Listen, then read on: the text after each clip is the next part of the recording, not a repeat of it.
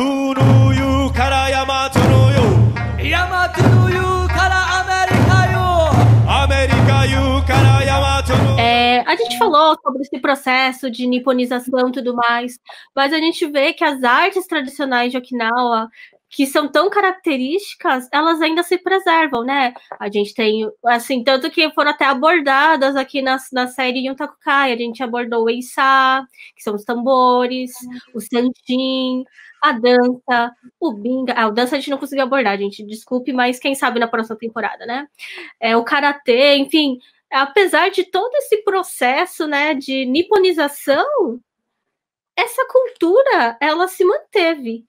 Então, nesse caso, a gente pode afirmar que esse processo não foi tão ostensivo? Essa política não deu certo? Você pode falar um pouco sobre isso?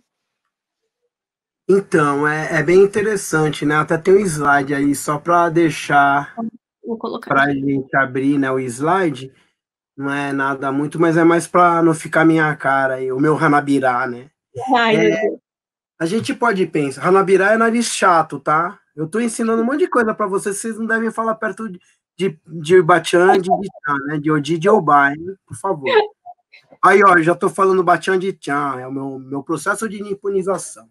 Verdade. A gente pode pensar que as manifestações culturais, né, é aquilo que a gente falou eu vejo como aquela questão da onomatopeia, ela fica muito restrita, né, no íntimo, né, às vezes até naquela forma da gente se transportar para um mundo, né, que a gente não tem.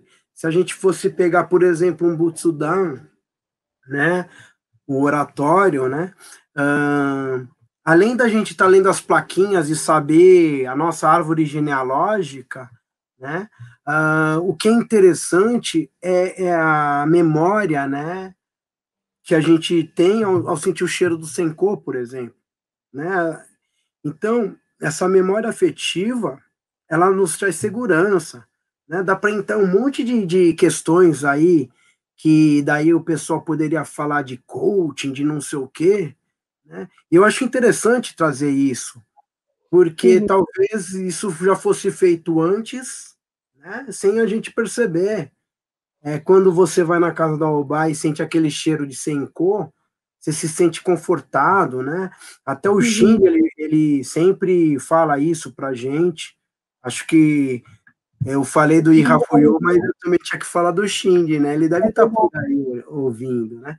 Mas então, é uma forma de resistência, tá?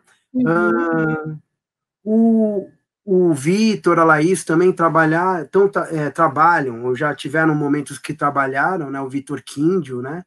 O Vitor Kanashiro e a Laís Miwa, a Riga, né? Eles falaram um pouquinho que essa fluidez, né, de identidades, essas identidades que nós nos permitimos, muitas vezes elas fazem a gente, né, transitar nesse mundo, né? E eu vejo realmente que, apesar do processo de niponização, né, ser muito intenso, no final, ali dentro da casa, das nossas casas, do nosso íntimo, né, nós ainda continuamos, né, vivendo um pouquinho, né, desse mundo aí mais, né, que a gente fala que ela dá de antigamente, né, até como um conforto. Óbvio, né, que também tem que tomar cuidado novamente com aquela questão lá de algumas permanências que às vezes não são tão interessantes no século XXI, né? Mas aqui em casa, às vezes, eu sou monossilábico, né? A criançada sabe quando eu estou falando com pessoas de Okinawa, né, o Chinanchu, quando eu estou falando com japoneses e quando eu estou falando com os meus amigos, né? E aí eu falo monossilábico porque fica assim, ó, tá, quem é? No, que é? Ma, aonde? E a gente convive, né? Então é interessante. Óbvio que às vezes, como são pessoas de outra geração, às vezes a gente fala, não, né, e explicar. Senão a gente vai ficar igual com o Sukue. Eu falei de novo. Né? Em explicar, a gente tem uma interpretação ruim, às vezes, né? Enfim, é mais ou menos isso. Eu acho que a cultura é uma forma de resistência, né? Uma forma de se permitir também. Sim, né? Bem complexo isso.